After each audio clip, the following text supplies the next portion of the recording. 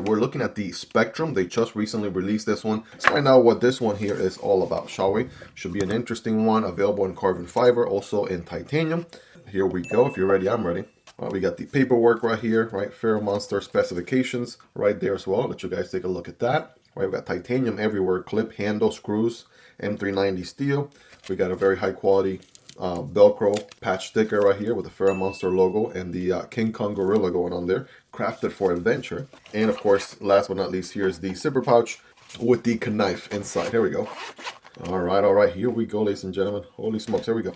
We got the wiping cloth right there, branded as well. And here is the highlight of the video. Here is the knife, the Spectrum, right? Spectrum making a debut here in the channel, Miguel EDC. And man, oh man, let's go ahead and get this thing a nice little clean wipe here. Shall we? It's got some oils and things like that. So let's get it nice and cleaned up here for your viewing eyes. And man, okay, so where do we even start? First impressions, I got to get you guys to zoom in. That is a beautiful, beautiful micro milling right there. There we go. Now we got a better view, right there of this beautiful micro milling. That's looking really nice. Of course, we got big hardware everywhere. T8. There's going to be a crossbar lock. And we do have the pivot sort of arrow logo going on for Ferramonster.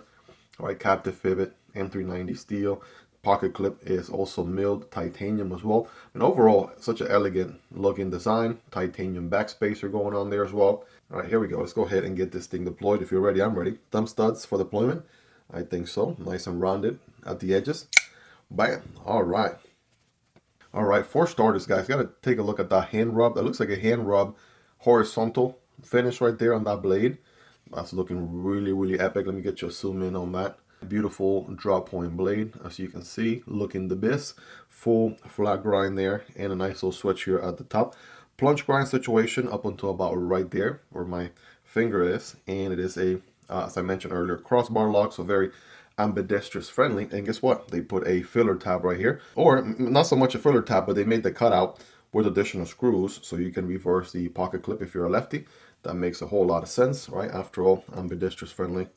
There we go. Yeah, I should probably kind of get a feel for it with my righty first. Oh, I like the close, right? Got a nice little click on the close.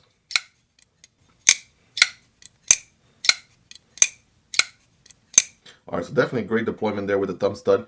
Reverse flick, that works just as good here, right off of the nail. Bam. So both deployments there are really, really spot on. And of course, we can deploy with the crossbar itself. Just like that. Kind of figuring out, you know, obviously how much flick of the wrist it takes. It's a brand new knife, so every knife is different, right? The consistency, how much force or whatever it takes, right, to overcome the weight of the blade and stuff like that. So here's the point I was trying to make. So lefty friendly, of course, ambidextrous with the crossbar lock. Now don't mind me, I have zero dexterity on my left hand since birth. So, but you get the point, right? If you're a lefty, you'll be able to use this knife without a problem. Now, I'm getting a feel for this micro milling right here on hand. Not only is it really, really elegant, it's also feeling nice and grippy as well, right? You can actually, just running my thumb through it, feel, you know, each and every individual line as well. Nice little cutout here for the thumb stud access. That's nice on both sides, right? Looking pretty sweet, right? That's looking really epic there. Very nice and smooth ball bearing action also. Check that out. All right, so very nice and smooth there. And overall, I mean, yeah, definitely feels really good with the deployment there. Both multiple deployment methods and the nice rounded back end right here, nice and comfortable on the hand. That is really, I'm telling you, really, really comfortable, right? Really digging that a lot. Oh man, smooth on the drop, almost drop shot, right? Look at that. So yeah, this is a nice crossbar lock implementation here. Of course, it has Omega spring. We have recessed liners, actually cartridge liners. So that's what this screw right here is all about. So the liners don't go all the way through. They're actually cartridge liners. So you can see from the inside, about right there, right? This is where the cartridge goes all the way up until this point. The rest of the handle is nice and hollowed out on the inside, or milled for weight reduction, right? Very nicely done. Yeah, cartridge build right there. And we do have, it looks like a stop pin right over here. You know, got a stop pin right there. So that's going to hold the blade in place when closed. So the blade is going to come around like this, and it's going to stop on this stop pin right here. So which means it sort of hits it on this one spot right there. It's probably a marking on the actual blade. So again, just an unboxing, quick overview video. Right, you can tell it's nicely oiled for sure. But that stub pin is right about where the edge is. So it'll be interesting to see, judging this thing long term, how that will work out, since it's so close to the edge. Eventually, as you sharpen the knife more and more, how that's going to be affected. But again, just a quick overview here, first impressions. Now, ergos, right, you know the ergos are going to be spot on, right? Check this out, average size hands, not the biggest, not the smallest of hands. I'm able to get a full purchase right there. Absolutely no problem. Not necessarily a finger choil, but you can sort of carefully grip right here if you wanted to. That's possible. You do have some fine jimping going on there. All right, so that's interesting. Very grippy, jimping to say the least.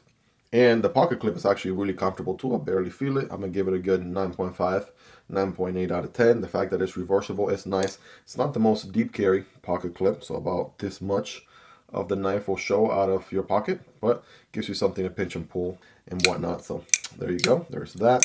I mean, I can't help continuing to fidget with this thing. So I'm just going to go ahead and sit it down here. I mean, needless to say, it's going to be a very fidget-friendly knife, no doubt about it. Let's do some comparisons here next to some of the usuals in the channel. There's your MSI from Microtech. Here's your Stitch. Right? Obviously, these are going to be much larger knives. Here's the PM2, Spyderco PM2, and Para 3.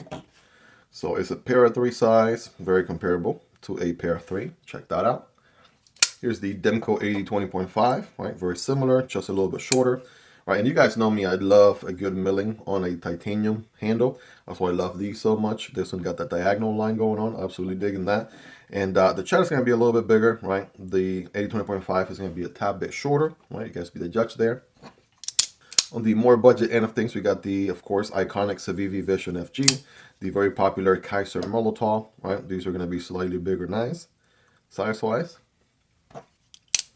And last but not least, there's the Tenable Fenrir right there and the Fintiso Parrot. Right, very Fintiso Parrot sort of aesthetics. Right, obviously the Fenrir is going to be a tad bit larger right there, as you can see. But again, hopefully you own some of these knives. Right, gives you a ballpark more or less where these land.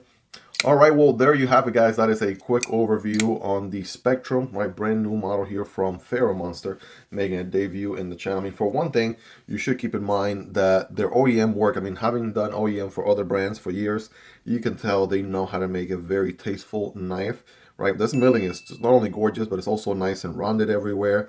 Very good attention to detail, superb quality all throughout, looking really, really good. I mean, I'm trying to find, you know, something out of place or, you know, some sort of flaw somewhere. But so far, so good. Really, really digging this design a lot. Let me know your thoughts on this one. What do you like about it? What do you love about it? Is there anything you dislike about it? Let me know. Let's hang out in the comment section down below. Hope you guys really enjoyed this one. If you made it to the end, you're the real MVP. Hope you guys have a wonderful rest of your day. Take care, and I'll see you on the next one. Either this one or this one. Peace.